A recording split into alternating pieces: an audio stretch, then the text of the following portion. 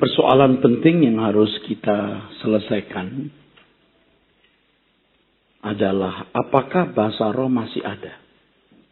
Banyak gereja, bahkan gereja-gereja yang besar, yang memiliki banyak teolog-teolog, ahli-ahli teologia, yang mengatakan bahwa bahasa roh sudah berhenti. Tidak ada lagi atau tidak perlu ada. Jadi jangan heran kalau mereka sama sekali tidak mempraktekkan bahasa roh ini. Nah, pandangan ini muncul karena sikap prejudis, a priori, skeptis, dan negatif terhadap salah satu karunia roh ini, yaitu bahasa roh ini. Kalau seseorang sudah bersikap demikian, maka pemikiran mereka tidak berkembang, saudara. Karena ada semacam mental block, ini saya Indonesiakan ya, yang menutup kemungkinan memahami kebenaran berkenaan dengan bahasa roh dan tidak pernah mengalaminya. Sebab kalau sudah memandang bahasa roh itu dengan pandangan negatif, pasti mereka tidak bisa mempraktekannya. Saya mengerti bahwa sikap ini dipicu oleh kenyataan banyaknya orang Kristen yang mempraktekkan bahasa roh atau berbahasa roh, tetapi tidak menghasilkan buah-buah roh yang baik. Ya, cukup beralasan, saudara. Cukup beralasan.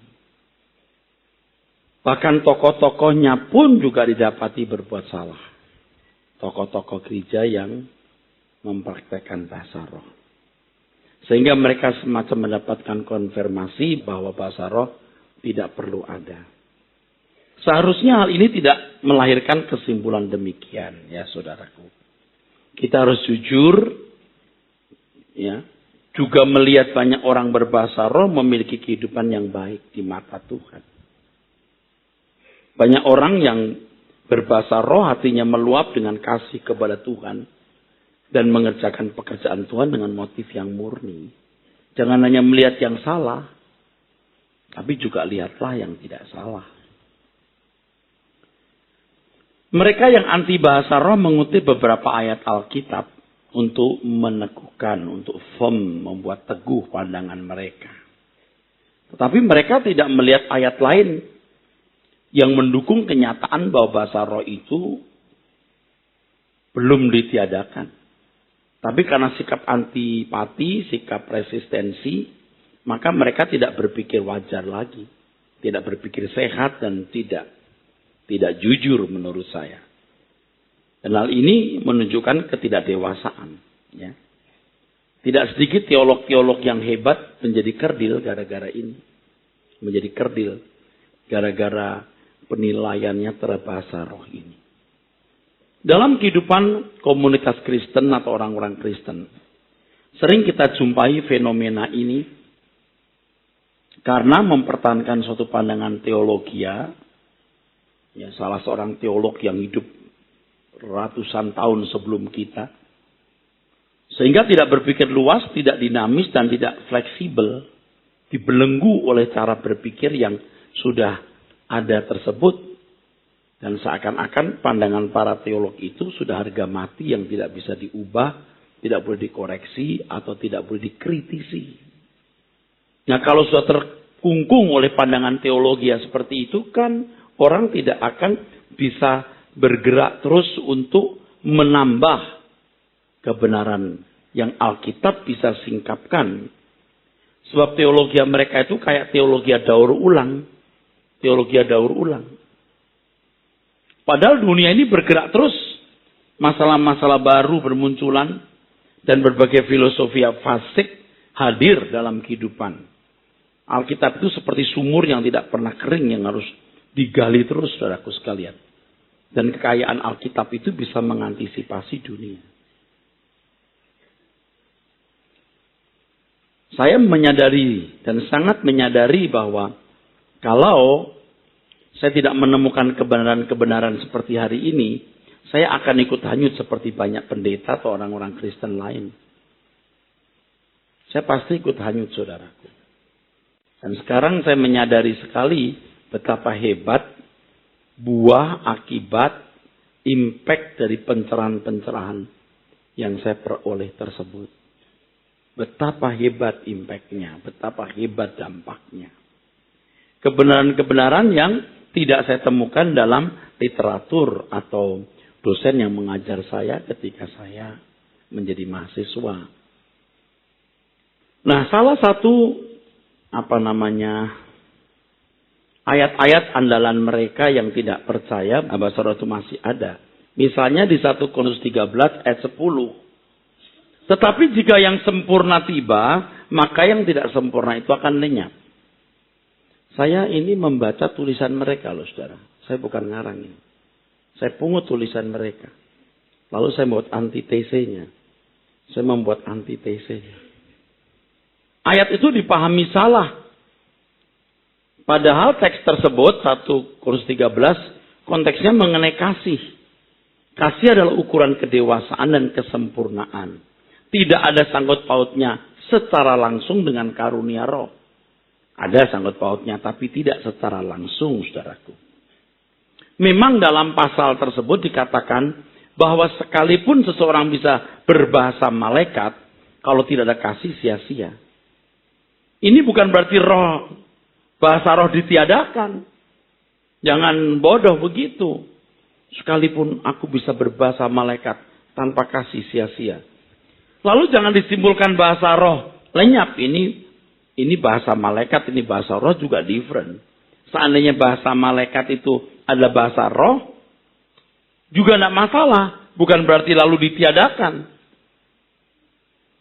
Kesempurnaan yang lengkap itu nanti di langit baru, bumi baru. Dan pada waktu itu, saya percaya tidak perlu bahasa roh. Tidak perlu iman. Tidak perlu pengharapan. Seperti yang kita miliki hari ini. Betul. Yang ada adalah kasih. Oke. Ya. Tapi selama kita di dunia, kita menghadapi pergumulan, maka karunia roh tetap dibutuhkan. Dan Allah menyediakan demi kepentingan anak-anaknya, yang akhirnya untuk kemuliaan Allah sendiri. Kita tidak boleh memperkosa teks Alkitab dan mengisi sesuka hati kita berdasarkan pandangan kita. Kita harus melihat setiap ayat itu dengan jujur dan analitis, saudara. Mereka yang tidak sependapat adanya bahasa roh mengatakan bahwa setelah firman Allah diteguhkan dengan karunia-karunia rohani yang kemudian tersusun atau terhimpun dalam bentuk kitab yang kita bawa ini, maka berakhirlah karunia-karunia rohani. Ini tulisan mereka loh, saya yang mengutip. Termasuk bahasa lidah atau bahasa roh. Menurut mereka firman Allah sanggup memberi pertumbuhan rohani. Jadi bukan bahasa roh. Kelihatannya benar tuh. Tapi jangan lupa saudaraku sekalian bahwa karunia itu bukan hanya bahasa roh. Karunia itu juga karunia pengetahuan, karunia hikmat yang sepanjang zaman dibutuhkan. Bahkan termasuk mujizat dan kesembuhan ilahi. Tetap itu dibutuhkan. Kalau kita memberitakan Injil ke pedalaman, ke wilayah-wilayah yang terbelakang, harus ada karunia mujizat. Harus ada kesembuhan. Harus ada kata-kata hikmat. Nah, kalau karunia-karunia itu dibutuhkan, tidak pernah ada satu catatan bahwa bahasa roh boleh ditiadakan. Tidak ada. Nah, betapa cerobohnya pandangan yang mengatakan karunia-karunia roh sudah tidak ada lagi, termasuk dalamnya bahasa roh. Ini orang yang kehabisan akal membuat rumusan itu. Tuhan Yesus sendiri menjanjikan adanya bahasa-bahasa baru, ya, di Markus 16, 15-17. Bahwa tanda-tanda ini akan menyertai orang percaya. Itu tidak bersifat temporer atau sesaat. Selama amanat agung Tuhan Yesus dijalankan, karunia-karunia itu dibutuhkan, termasuk bahasa roh. Jangan karena seseorang tidak memiliki karunia bahasa roh, lalu dengan cepat ia menyimpulkan bahwa bahasa roh tidak ada lagi, atau tidak perlu ada. Ini sangat subjektif. Dan kenyataannya begitu, saudara. Karena tidak mengalami karunia bahasa roh, lalu berkata bahasa roh tidak diperlukan lagi. Dan kalau satu sinode sudah cross merah bahasa roh, ya sudah. Susah sekali untuk menerimanya. Mereka yang tidak setuju adanya bahasa roh juga mencoba mengemukakan argumentasinya bahwa Alkitab menyatakan hanya para rasul yang dapat menumpangkan tangan ke atas orang Kristen agar mendapat karunia bahasa lidah atau berbahasa roh. Jadi setelah rasul-rasul mati, nggak ada yang tumpang tangan, maka nggak ada bahasa roh lagi. Itu tulisan mereka loh. Saya kutip saja. Pertanyaannya,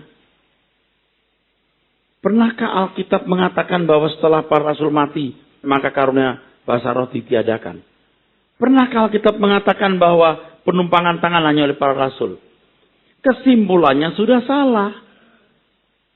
Dia punya kesimpulan-kesimpulan yang salah, hasilnya juga jadi naif. Nggak begitu. Dan Anda jangan heran kalau gereja-gereja tertentu begitu anti bahasa roh. Karena argumentasi ini, reason ini, alasan ini, saudara. Dan menurut saya naif sekali, bodoh sekali. Bahasa roh itu memang fenomena real dalam hidup orang Kristen. Aku mengucap syukur kepada Allah bahwa aku berkata-kata dengan bahasa roh lebih daripada kamu semua. Paulus yang bicara. Hal ini menunjukkan bahwa Rasul Paulus berbahasa roh. Tapi kalau aku mengajar, ingat ya, mengajar. Bukan sebagai jemaat loh. Aku lebih baik menggunakan 5 kata yang bisa dimengerti. Sebagai pengajar, bukan sebagai jemaat. Sebab ada bahasa roh yang menjadi doa setiap individu. Ada bahasa roh yang memang memuat pesan yang harus diterjemahkan. Nah sekarang kalau Paulus sebagai seorang pengajar bahasa roh, tidak ada yang menerjemahkan. Ya lebih baik 5 kata yang bisa dimengerti. Jangan ini dikenakan kepada semua orang. Tuh lihat Paulus 5 kata. Itu sebagai pengajar. Periksa ayatnya. Sebagai pengajar. Saya nggak tahu orang kok nggak tahu gitu. Jadi kan jelas. Sebagai pengajar. Aku lebih baik menggunakan 5 kata yang bisa dimengerti. Bukan sebagai jemaat. Lalu Paulus juga berkata, kejarlah karunia-karunia roh itu. Tapi terutama kasih, bernubuat. Kejarlah, dioko. Paulus memang menekankan pentingnya memberi karunia untuk nubuat. Tapi bukan berarti bahasa roh diabaikan dan dianggap tidak ada atau tidak perlu ada. Paulus jelas sekali mendorong orang percaya berbahasa roh karena bahasa roh untuk dialog dengan Tuhan. Bahasa roh sangat berguna untuk membangun iman sendiri. Bahasa roh juga berguna membangun jemaat bila ditafsirkan. Nah, saudara, Paulus sendiri juga mengajarkan secara tidak langsung dia berkata, aku berdoa dengan akalku, aku berdoa dengan rohku. Aku mengucap syukur dengan akalku, aku mengucap syukur dengan rohku. Kalau dia menyampaikan ini kan ada satu pesan yang sebenarnya dia sampaikan, saudara. Kamu boleh seperti aku. Paulus kan teladannya, saudara. Paulus kan teladannya. Nah dalam 1 Korintus 14 ayat 26 dikatakan, jadi bagaimana sekarang saudara-saudara? Bila mana kamu berkumpul, hendaklah tiap-tiap orang mempersembahkan sesuatu. Yang seorang mazmur, yang lain pengajaran, atau penyataan Allah, atau karunia bahasa roh, atau karunia menafsirkan roh. Paulus sendiri yang menasihati. Ada ya bahasa roh ya. Tapi kalau ada yang berbahasa roh, dan bahasa roh itu memuat pesan atau ilham Roh Kudus, harus diterjemahkan, ditafsirkan. Dan tidak boleh mendominasi orang lain. Dia teriak keras sampai suara orang tenggelam. Dia mau mendominasi. Tidak boleh. Harus giliran. Kita harus mengakui, saudaraku sekalian, bahwa pertemuan bersama, orang percaya dalam gereja dewasa ini yang berkualitas sudah semakin pudar. Yang berkualitas artinya ada mazmur, pengajaran, penyataan, karena bahasa roh, karena menafsirkan, ini berkualitas. Ini sudah hampir tidak ada lagi. Yang ada adalah seremonial. Seremonial yang kaku dan syarat dengan berbagai peraturan, yang malah menutup kemungkinan atau menutup peluang Roh Kudus bekerja. Lebih rusak lagi kalau diyakini atau dipandang bahwa kebaktian atau liturgi atau misa merupakan ibadah kepada Tuhan. Maka acara misa, acara kebaktian ya, atau liturgi dielaborasi, diwarnai, dibentuk begitu rupa supaya berkualitas tinggi. Padahal bukan pertemuan ini yang menentukan hidup kekristenan kita. Sekarang sudah nyaris nggak ditemukan, saudaraku, ibadah yang berkualitas seperti itu. Sudah hampir nggak ditemukan lagi. Saya juga merasa merasa bersalah juga, saudaraku. Karena kebaktian yang kita jalankan selama ini sebenarnya kurang berkualitas. Ya, kurang. Ini dibutuhkan ini loh, keseriusan gitu. Mengemas satu kebaktian bukan karena susunan acaranya, tapi manusianya hidup tidak bercela. Kecintaan yang tulus kepada Tuhan. Ya, saya rindu pemuda-pemuda sudah mengalami peristiwa itu. Dulu waktu saya masih muda, saya ketua pemuda, saudara. Jadi pada waktu retreat itu ya, retreat di puncak, itu ya masih muda saya. Ada sekelompok teman-teman yang juga ikut, bukan karena mau ikut, karena kan anggota pemudinya cakep-cakep gitu. Lalu yang muda-muda itu ada yang bawa motor, kita sih naik kendaraannya, naik mobil, mereka naik motor gitu. Nah, kita kebaktian, saudara. Itu anak-anak muda laki-laki itu di kamar belakang itu Magadon, Valium, dengan minum soft drink gitu. Di antara anak-anak muda ini yang belum Kristen saya kira, belum. Dia itu ngintip-ngintip gitu, jalan ke depan gitu. Kita lagi depan, kan depan ada halaman gitu, ada pohon-pohon. Dia terjatuh loh. Buak gitu. Wah gitu. Kita datang rame-rame. Katanya dilihat cahaya. Dia kafir-fir. Dia termasuk yang, cuman dia belum sampai mabuk sama teman-temannya. Dia gitu. Katanya lihat cahaya, dia jatuh. Nangis terseduh-seduh. Waduh. Kita kan dilawat Roh Kudus nih. Jadi kita doa. Wah. Kita tarik ke tengah, kita doa. Acaranya nggak ada. Yang khotbah ya saya, main puji-pujian ya saya, gitulah saudaraku. Tidak ada pembicara lah gitu. Dulu masih bodoh lah. Dan sangat mistik gitu. Ada kursi satu yang taruh di depan, nggak boleh orang duduk. Saya bilang, ini tempatnya Roh Kudus. Udah gitu kita lagi doa-doa gitu. Terus doa kan, itu anak-anak perempuan doa kan, blok jatuh gitu. Loh, kenapa jatuh? Kita bawa itu tempat tiduran. Di tempat itu gini, gitu. Kita pikir kenapa? Udah kita doa lagi. Blok jatuh lagi. Yuk kita bawa lagi. Yang itu tadi jalan lagi, doa lagi, jatuh lagi. Ternyata rebah-rebah itu sudah ada waktu itu. Rebah, betul-betul rebah. Bukan pura-pura rebah loh. Nggak dipegangin loh. Blok, blok gitu. Yang paling mengagumkan adalah tiba-tiba ada yang masuk kamar laki-laki lalu bilang gini, itu pada nangis di belakang. Oh, kita lari kan. Dijamah Roh Kudus. Heran ya. Tidur tuh gini sampai gini. Blok. Nangis loh. Itu pertobatan luar biasa loh. Itu ekstrim dan mistik banget gitu. Nah sejak itu mereka jadi ke gereja. Ke gereja mereka jadinya sejak itu. Nah waktu saya masih muda itu. 30 tahun lebih kan umur saya masih muda ya. Masih 20-an gitu ya. Waktu itu saya udah mistik sudah. Udah mistik. Udah mengalami mujizat itu. Mengalami mujizat. Nah saya rindu ya, pemuda juga bisa mestinya. Tapi waktu itu memang saya rajin berdoa, saudara ya.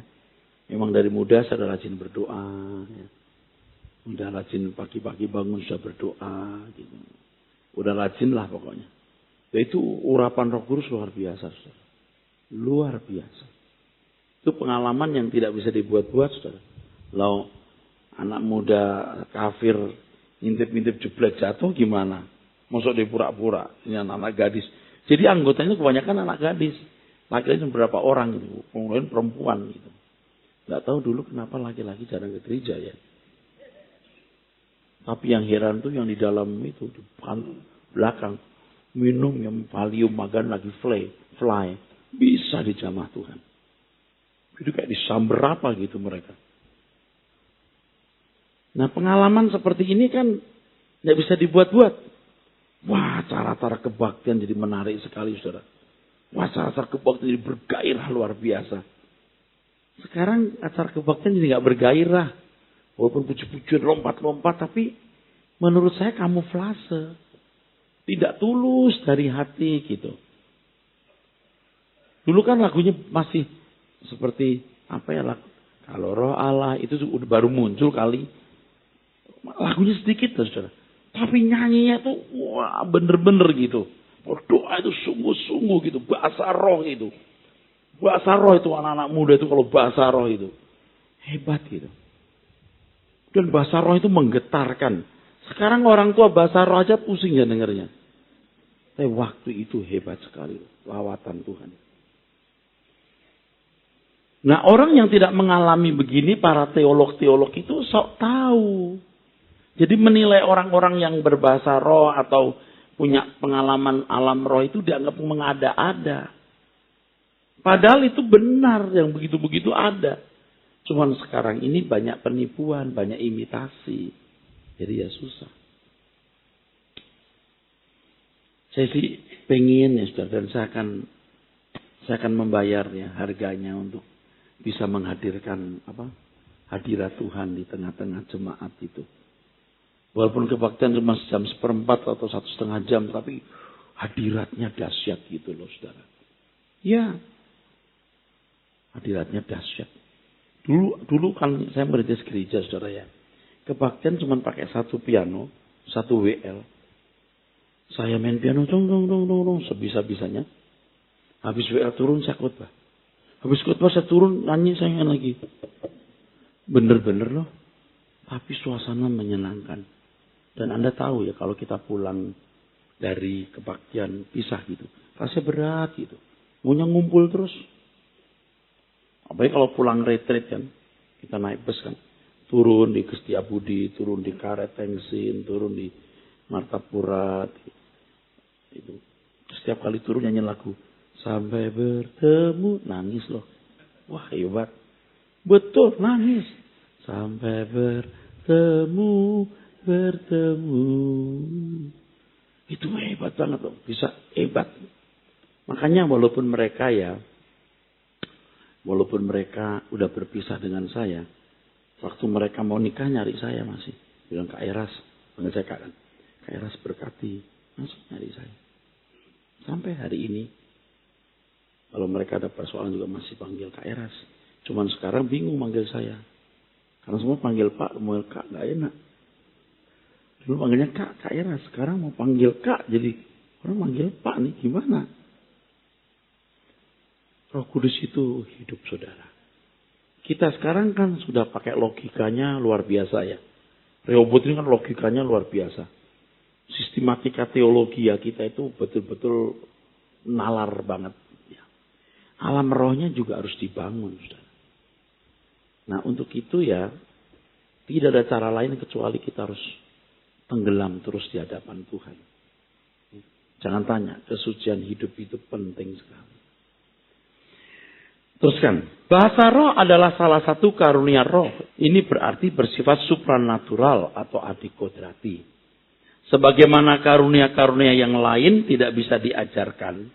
Sebab dikaruniakan oleh Roh Kudus. Juga karunia bahasa roh. Adalah keliru bahkan bisa berkategori sesat. Kalau bahasa roh diajarkan seperti bahasa yang biasa digunakan berkomunikasi antar manusia. Kan di dalam 1 Korintus 14 ayat 2, ini bahasa yang dimengerti oleh Allah dan itu memuat rahasia. Jelas sekali ayatnya, tapi heran Ada gereja yang mengajarkan bahasa roh kepada anak-anak. Ini benar-benar loh saudara. Apa nggak lihat Alkitab itu matanya tuh? Benar-benar loh matanya apa nggak baca tuh. Harus diingat bahasa roh adalah bahasa yang digunakan untuk berdialog dengan Allah. Bahasa roh tidak dapat dipelajari dan dihafalkan. Roh Kudus yang akan mengaruniakan sesuai kehendaknya. Nah, berkenaan dengan bahasa roh, penting untuk dicatat bahwa orang yang mengucapkan bahasa roh, mengucapkannya dalam keadaan sadar. Ini bedanya Roh Kudus dengan roh jahat. Kalau roh jahat merasuk dalam diri orang itu hilang kesadaran. Tapi kalau Roh Kudus yang memenuhi seseorang, walaupun dia berbahasa roh, lidahnya berbicara, tapi dia sadar dan dia bisa menghentikan itu. Kalau sampai suatu saat ada orang tidak bisa menghentikan, itu mungkin special case, kasus khusus, mungkin. Tapi tetap sadar, nggak bisa bahasa roh lalu ketika ditanya, kamu tadi ngomong apa? Saya nggak sadar. Nggak mungkin. Nggak mungkin. Makanya saya mempersoalkan, tapi tidak saya tulis di sini. Kalau dalam agama lain juga ada bahasa roh, yang berbahasa roh itu sadar nggak? Saya khawatir trans. Tahu trans ya? Ngaco kan? Begitu saudara. Saya pernah berikan contoh di KKR, orang maju ke depan, salah satunya bahasa roh, saya bahasa roh yang palsu. Sampai malam itu saya nggak pulang. Karena itu retret pemuda-pemuda entah dari mana saya lupa, tidak ada pembinanya. Waktu juga saya masih muda. Jadi itu bisa berbahasa roh, lalu bisa juga, rohnya bukan Roh Kudus ya. Dia juga melihat orang yang dia lihat itu kemasukan lagi. Nggak ada pembina, sampai saya nggak pulang itu. Ikut bersama-sama mereka. Nggak ada pembinanya. Wah, takut sekali saudara. Suasana itu mencekam itu malam hari kan kalau KKR. Mana di retret di luar kota. Gelap. Nah herannya waktu itu ya. Kok saya berani banget ya gitu aja lah. Orang nekat juga berani sih. Artinya saya dianggap tua. Dianggap pembina. Jadi mau tidak mau deh. Nah saya masih ingat waktu itu. Pertama kalinya. Setelah itu nggak pernah lagi kali ya. Saya dikatain sama setan. Jadi pada waktu dia berbahasa roh, saya bilang, ini bukan bahasa roh yang benar nih. Dia masih bahasa roh. Bukan ini. Terus, gitu. Tawa dia. Langsung kaget orang-orang. Terus waktu dia mulai marah, saya bilang, keluar kamu. Dia bilang, apa kamu? Jadi saudara, dengan hal ini, saudara harus mengerti bahwa bahasa roh itu muncul. Saudara masih sadar. Biasanya, ini subjektif ya. Kalau bahasa roh dari Tuhan, itu hadirat Tuhan juga kita rasakan. Damainya beda, tenangnya beda. Ya. Jadi tidak salah kalau saudara merindukan karunia roh. Kan Paulus juga menganjurkan untuk mengejar kan. Karunia roh termasuk di sini bahasa roh. Karena bisa membangun diri sendiri dan memberkati orang lain. Bukan bahasa roh supaya aku bisa bahasa roh loh. Enggak. Supaya bisa memberkati orang lain. Jadi enggak bisa. Aku mau bahasa roh untuk kesombongan. Tidak boleh. Ingat saya jelaskan bahwa saudara berbahasa roh pada waktu keadaan apa? Ekstrim. Kalau Anda mengasihi Tuhan dengan ekstrim, hatimu pecah. Itu bahasa roh muncul. Nah, saudara. Jadi saya mengalami berbahasa roh itu, saudara. Lalu pengalaman yang hebat itu juga terjadi bahasa roh itu. Jadi saya lagi berdoa dengan satu orang atau dua orang anak muda di kampung itu kan. Itu orang satu kampung itu orang-orang Tionghoa semua. Tapi kulitnya lebih gelap dari saya. Dia cari ikan di rawa, lah, terisolir lah gitu. Nah disitulah saya melayani. Itu gereja pertama saya melayani. Jadi guru sekolah minggu, saudara. Nah jadi guru sekolah minggu pagi. Kalau Pagi jam berapa, 7 atau jam 8. Kebaktian umumnya jam 7 malam. Kan mereka pada ke sawah segala macam. Jadi saya nunggu sepanjang itu. Saya nunggunya di kuburan loh. Kan ada kuburan besar-besar tuh ya. Saya nunggu di sampai malam tuh. Suka ketiduran gitu. Di situ kadang-kadang saya nggak makan seharian. Karena nggak ada makanan. Itu Tuhan melatih saya luar biasa. Nah kalau sudah sore mulai deh. Saya main puji-pujian. Terus ada anak saya suruh main gitar. Atau saya yang main gitar. Nah pendetanya sering nggak datang. Itu betul-betul bencana saudara. Udah main nggak datang-datang. Akhirnya saya khotbah saudara. Saya belum sekolah Alkitab loh. Polos ya guru sekolah minggu polos. Khotbah saudara. Saya ringkas bukunya Dr. A.L. Senuk, saya ringkas. Waktu doa itu, saya diurapi Roh Kudus, saya berbahasa roh. Asli saya berbahasa roh. Saya tidak tahu bahasa roh. Itu kan dari gereja Protestan saya. Baru saya berbahasa roh. The first time saya bahasa roh itu. Wah, saya nangis terus bahasa roh. Terus gini. Ada suara gini. Aku mau jadikan kamu dokter rohani. Nah, beberapa ribuan pendeta kan datang tuh. Ketemu pendeta. Om saya nggak jadi nyelesain SMA. SMA saya belum lulus. Om saya mau sekolah Alkitab aja. Hah? Katanya mau sekolah SMA lulus. Kamu pengen jadi dokter.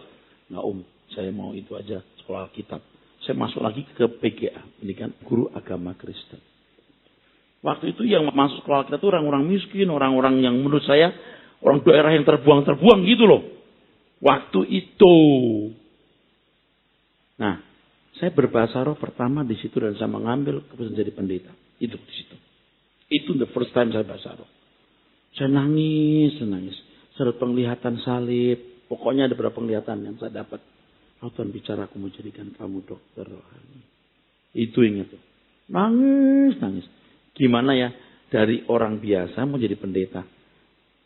Itu goncangannya luar biasa loh. Goncangannya. Tapi ambil keputusan. Itu saya berbahasa roh.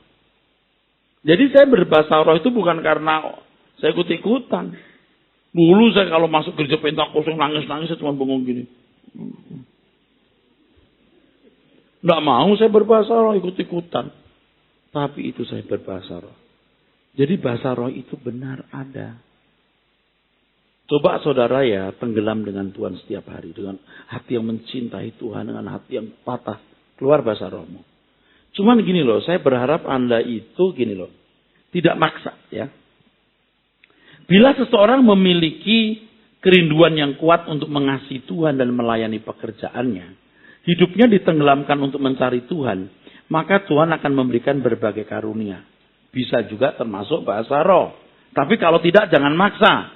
Jangan ngatur Tuhan. Jangan berkata Tuhan aku gak mau karunia yang lain. Aku bahasa roh aja. Enak loh. Ya sesuai dengan kebutuhan saudaraku. Jadi tetapi kita tidak boleh berusaha memaksa, kita harus menyerah kepada kebijaksanaan Tuhan maksud saya. Jadi kalau saudara hatinya pecah ikut Tuhan dalam kondisi ekstrim yang kita bangun untuk mencintai Tuhan, itu saudara Anda akan bisa berbahasa roh. Biar bahasa rohmu itu natural, jangan jadi nggak natural nanti. Itu jadi ngawur. Jadi ngawur bahasa rohnya.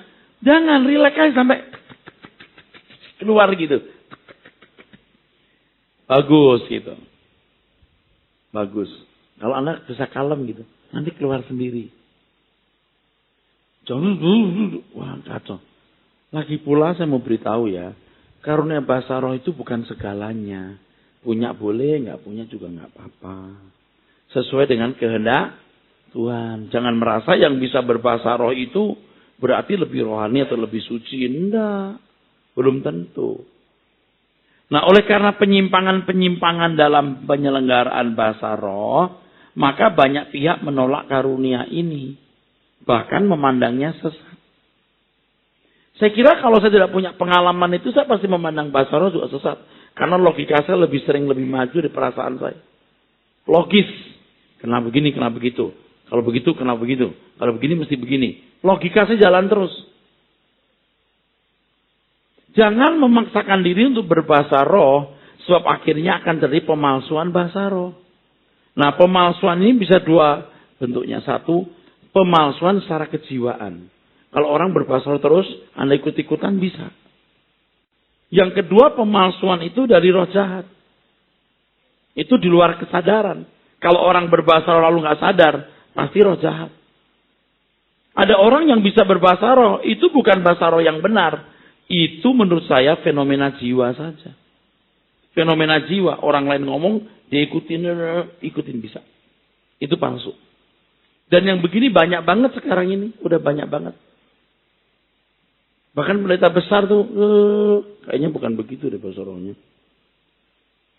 Jadi jangan memaksakan diri, diam aja. Jangan sampai emosi menguasai saudara. Saudara tetap dalam kesadaran. Ya. Waktu Anda berdoa kepada Tuhan, doa ya, haleluya, Tuhan. Kalem aja. Nanti Anda sampai di hati yang pecah. Nggak bisa saya peragakan ya.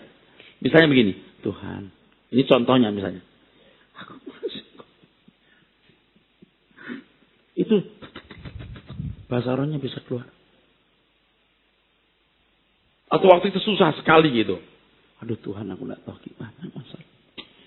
Aku nggak mengerti. Natural. Anda ngerti saya ngomong apa ini? Nggak boleh gini. Itu rata-rata ngawur yang begitu tuh. Kereta api.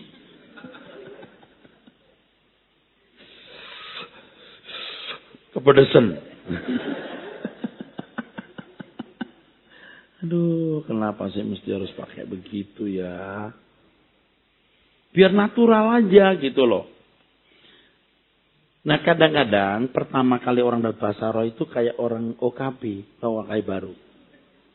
Jadi norak gitu, ada yang norak. Nah itu mesti dewasa rohani. Tahu maksudnya ya? Terus saya bisa bahasa roh. Terus besoknya paksa diri. Tidak boleh. Saya muncul bahasa roh. Saya tuh nggak pernah bahasa roh lagi lama. Baru muncul lagi. Sampai kemudian satu hari kita sudah bisa memiliki. Kalau enggak juga nggak apa-apa. Jangan sengaja kita mau bahasa roh. Mari kita berbahasa roh. Waduh, jadi nggak karu-karuan deh. Nggak usah buru-buru ya. Kebaktian. Nggak usah buru-buru. Tenang. Terus nyembah Tuhan. Bahasa roh harus diselenggarakan dengan rendah hati. Bukan untuk kesombongan. Atau sengaja ditunjukkan kepada orang lain. Ya. Dan di gereja sudah biasa itu. Mau ditunjukkan kepada orang lain. Dan Anda tahu, sekalipun itu bahasa roh yang benar, ketika Anda mengucapkan dengan kesombongan, Anda tidak merasakan hadirat Tuhan di situ. Tapi kalau Anda berdoa dengan tulus, bahasa rohmu juga pelan, tidak usah teriak-teriak gitu. Itu hadirat Tuhan bisa melingkupi saudara. Saudara rasa hadirat Tuhan itu. Jangan mau menunjukkan bahwa Anda lebih rohani atau berkarunia supaya dapat dihargai. Ini orang-orang yang kurang percaya diri sendiri. Dan biasanya ya Bapak Ibu, wanita-wanita, ibu-ibu yang tertekan hidupnya, yang susah, yang tidak produktif, yang gagal. Itu begitu tuh. Dia bahasa rohnya suka di luar kendali.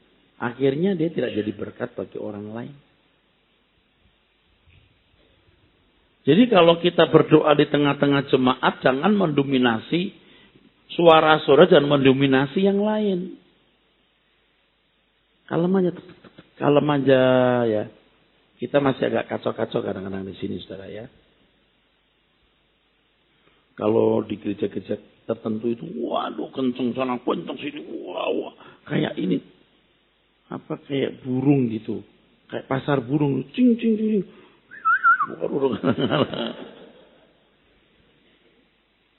Bukan nggak boleh bahasa roh loh. Anda berbahasa roh, tetapi bahasa roh Anda itu hendaknya betul-betul dialog dengan Tuhan. Kalaupun berdiam diri itu bukan begini. Maksudnya adalah tidak mengganggu yang lain. Anda bisa begini. Nah masalahnya gini loh Bapak Ibu. Orang tidak dalam kondisi ekstrim yang tidak perlu roh itu berdoa, Anda paksakan. Akhirnya ngawur. Dengan akal saja. Tapi saat tertentu pakai roh. Nah kalau di rumah itu kan kita bisa bebas menggunakan itu. Mau nangis, mau teriak gitu. Di sini di tengah jemaat nggak boleh, nggak bisa. Nggak boleh, nggak bisa. Mau teriak sendiri. Kaget orang sebelahnya. Dan kalau di gereja-gereja tertentu itu dianggap itu bener aja gitu. Mari kita berbahasa roh, malah gitu. Lebih konyol lagi begini. Mari kita menyembah Allah dalam roh dan kebenaran. Waduh. Dalam roh dan kebenaran itu bukan berbahasa roh. Lalu semua berbahasa roh. Dan orang-orang yang mau cari perhatian, orang-orang yang kurang perhatian, disitulah mereka mengungkapkan emosi atau perasaan yang tidak sehat itu. Agar rusak itu persekutuan. Apalagi kalau singernya semua ikut-ikut. Waduh. Terus musiknya gini. Dulu ada kan. Yes. Ngerti nggak? Iya. Yes.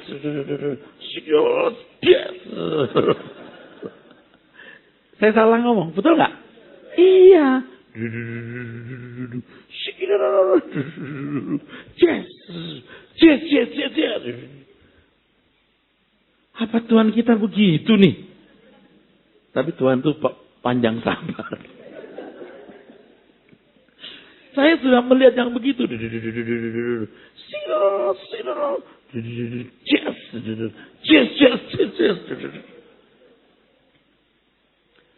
Begitu pemimpinnya diam, terus wush, diam semua. Wah, cepet banget loh. Shoot langsung gitu. Mestinya itu nggak gampang gitu loh. Set, turun gitu, nggak. Set. Tutup mulut, gerak. Aduh. Lalu sengaja pemimpin juga, wah, kencang-kencang dipendek, kencang ini. Akhirnya tidak intelek. Logika nggak dipakai dengan baik. Anda bisa bayangkan ya kalau pemimpinnya semua juga begitu. Apa maknanya? Nggak ada. Tapi dari kebiasaan akhirnya menciptakan atmosfer tertentu. Ada frekuensi jiwa tertentu. Kalau sampai ke sana baru gitu. Itu diciptakan dia sendiri. Jadi begini, waktu orang berdoa. Ini frekuensinya itu diciptakan sendiri. Oh Tuhan aku datang kepadamu. Ini loh, sakit jiwa loh orang-orang begini. Pakailah logika yang baik. Nah saya belum sempurna, tapi Anda sering dengar saya doa. Bapa dalam surga, Allah Abraham, Ishak dan Yakub, kami bersyukur. Kami boleh berkumpul pada pagi ini. Kalau engkau bertanya apa yang kamu inginkan anakku. Kalau aku boleh menjawab Tuhan. Aku ingin menjadi seperti engkau. Itu nanti tangis. Air mata kita mulai mengalir. Itu kan ada tahapan-tahapannya baru set gitu. Bukan gitu. Mari kita berdoa. Loh, kok gitu sih? Loh. Aduh, ampun deh. Nggak boleh begitu. Itu ngawur. Tetapi jangan terus Anda meremehkan bahasa roh. Amin.